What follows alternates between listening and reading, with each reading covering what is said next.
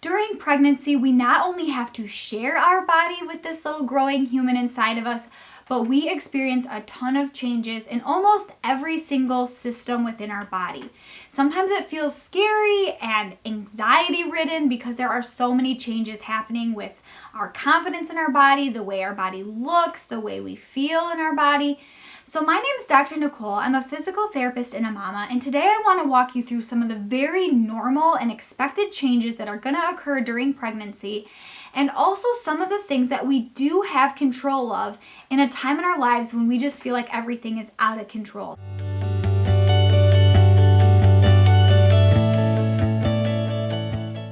If it's your first pregnancy and you were totally surprised by the fact that you walked up the stairs, one flight of stairs, you got to the top and you were totally winded, do not be alarmed. This is usually a very normal thing that happens. We have a lot of extra blood flow going on during pregnancy. The way that our body manages pushing all that blood around in our body changes, and so it just makes us a lot more likely to be short of breath during activity. I am on baby number 2, and I can tell you firsthand that the amount of shortness of breath I'm experiencing this pregnancy is a ton different even than my first pregnancy.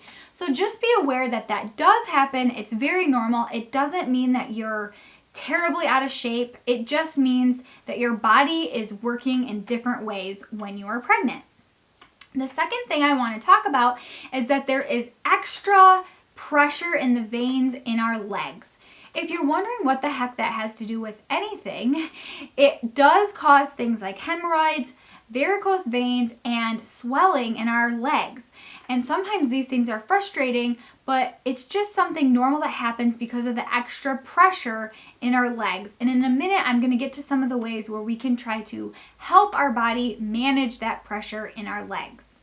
The third thing that I want you to know about is that it is likely you're going to have a lot more vaginal discharge. So if you feel like, man, there's just a lot more moisture down there, this is a very normal part of pregnancy because of the changes in our hormones in our body. I'm sure you already guessed it, but weight gain is another expected change that we are going to experience during our pregnancy. It is normal for someone of average weight. By average weight, I mean you're not in the obesity category and you're also not in the underweight category, but your body weight is very good for your height and weight and all that stuff. It's normal to gain 20 to 25% of your starting body weight. So if you weighed 100 and, let's just for easy numbers, if you weighed 100 pounds, it's normal to gain 20 to 25 pounds during your pregnancy. Your body is also more likely to store fat, and so this makes us frustrated sometimes because we don't want to store fat. That is something as women we usually don't want. However, our body is trying to prepare for those end stages of pregnancy where the baby is going to need a lot of things that are stored in fat, as well as during breastfeeding when we are going to be burning a lot of calories because our body is working so hard to produce milk. The other thing about weight gain is that it's not always just you think, okay, but a baby only weighs 8 pounds. That's true. The fetus weighs 8 pounds. But if you refer to this chart, you can see all the other things and how much approximately they weigh. So there you have the baby, which is 8 pounds. The placenta is 1 to 2 pounds. We have 2 pounds of amniotic fluid.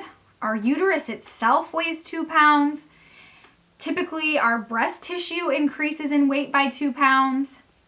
The maternal blood weighs an additional 4 pounds, hence why it's so much harder for our body to push that blood around, and that's why we get short of breath with activity. And the fat, protein, and nutrient stores are an additional 7 pounds. So in total, if you add up those numbers, that's about 29 to 31 extra pounds. So don't be alarmed that you're gaining 25, 30 pounds because you need to know that all the extra things in your body alone weigh that much. Which also means after you have your baby, yes, you do lose several pounds from the placenta and baby and blood loss, but it is going to take a while for the rest of those materials in our body, the blood and all that stuff to go back to normal. And so you're not probably going to walk out of the hospital at the same weight that you were before you got pregnant. Another change that commonly occurs are skin changes. This means we have less elastin in our body, so we are more prone to stretch marks, which is never exciting news, but really there's a reason why this happens during pregnancy. The other things is sometimes we have extra pigmentation in our skin, so we might get that dark line down the middle of our stomachs called a linea alba. It's just extra pigmentation in our skin. Or we might find these on our face, and this sometimes looks like a mask in women, and this is again just extra pigmentation because of the hormone changes during pregnancy.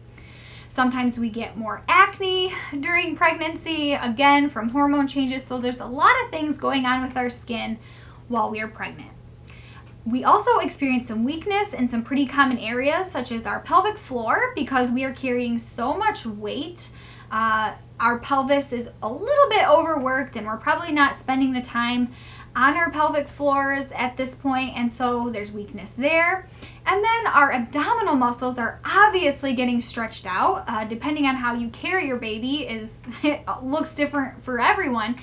But as those abdominal muscles stretch out, you might notice a visible separation in your stomach muscles, but overall you are definitely going to notice a weakness in your core muscles that wasn't there before pregnancy. So now that we've talked about all the things that are out of our control to some extent and all the changes that are going to happen, you might be feeling really frustrated, like, oh, my body is going to heck.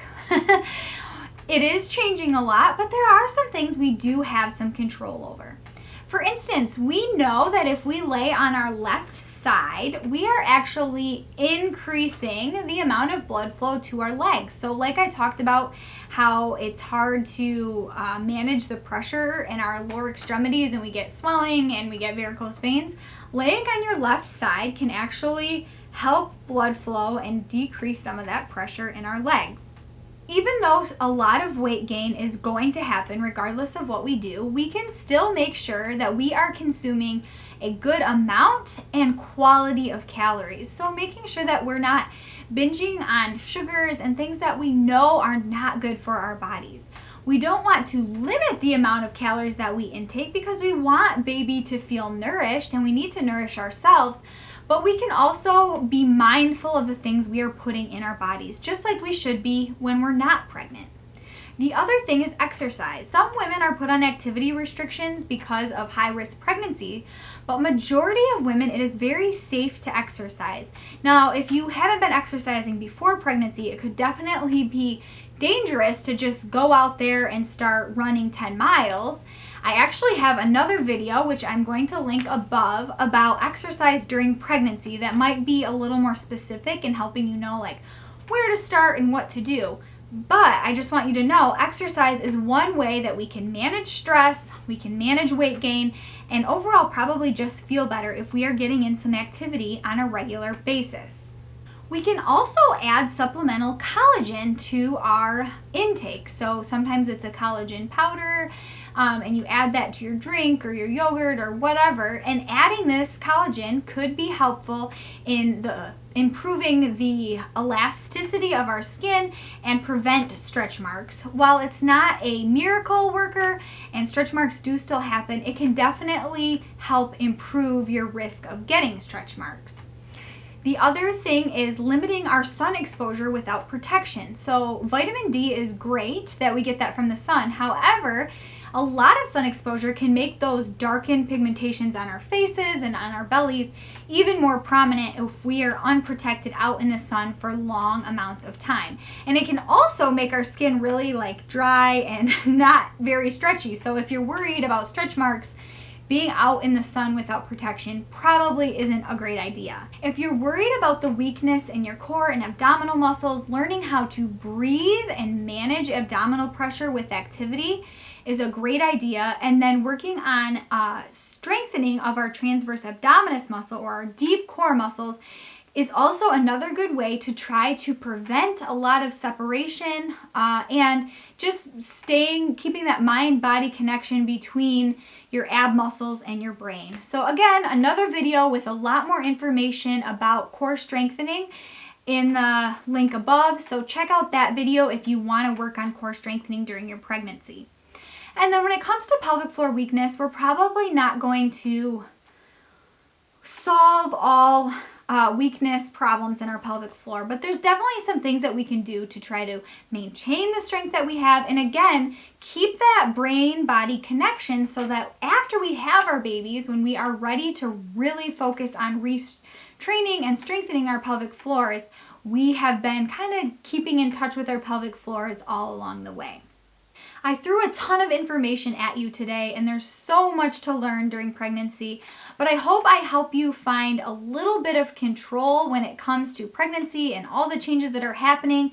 I want you to have a positive self-image and regain some of your self-confidence, knowing this is a normal part of pregnancy. I am growing a human, and you know what? I'm going to change, and that's okay. If you are interested in learning about ways that you can start repairing your body soon after pregnancy because you really are having a hard time adjusting to all the changes going on with your body, I highly encourage you to go in the description below and download the postpartum recovery basics handout. It's totally free, and it just tells you some of the things with breathing, pelvic floor strengthening, and core strengthening that you can do in the first 6 weeks after you have your baby. A lot of times you aren't given very much guidance and you don't see any providers until your 6-week follow-up appointment. But if you like having a little bit of control and want to jumpstart your recovery, this handout is going to be the perfect tool for you to use. In the Mom Share All comment below, I would love to have you share with other women how you are maintaining a sense of control during your pregnancy, either something you're already doing or something you plan to start doing so that you can feel more self-confident and less stressed about all the changes going on with your body during your pregnancy. Please subscribe to my channel if you want to learn more about all things pregnancy and postpartum related.